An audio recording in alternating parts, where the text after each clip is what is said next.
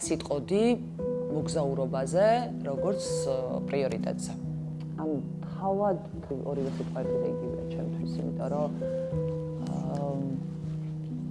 რა ვიცი, შეიძლება არსებობდეს რაღაცები, რაც მე ძალიან მეუცნაურებოდი სხვა ადამიანებში, მაგრამ სამყაროს ხო ეს არის, ხო, ბალანსი არის, ყველა ადამიანი ერთნაირი ვერ იქნება და ვიღაცისთვის რაღაცა არის პრიორიტეტული, ვიღაცისთვის სხვა რამ. და მოგზაურობა მაშინ ხდება შენთვის პრიორიტეტი, როდესაც მოგზაურობის დროს ახერხებ, რომ შეცვალო შენი საკუთარი თავი, როდესაც მოგზაურობის დროს ხდები არა მხოლოდ ქვეყნის ღირსშესანიშნაობებს, არამედ მისი კულტურა ხდება შენი ნაწილი.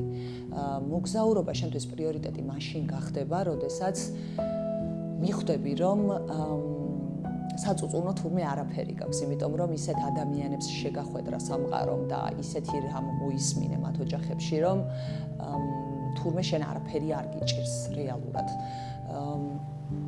არ ვიცი, ანუ მოგზაურობა შენთვის პრიორიტეტი ხდება მაშინ, როდესაც ერთი ინდივიდი თავს იგრძნობ, ასე რომ ვთქვათ, სრულყოფილ სამყაროს ნაწილად და ეს პრიორიტეტებზე არის და მე დიდი იმედი მაქვს, რომ ძალიან ბევრი ადამიანი მიხვდება რეალურად რა არის მოგზაურობა, როგორ ზრდის ის ადამიანს და ყველასთვის გახდება ყველაზე ღირებული და პრიორიტეტული რამ.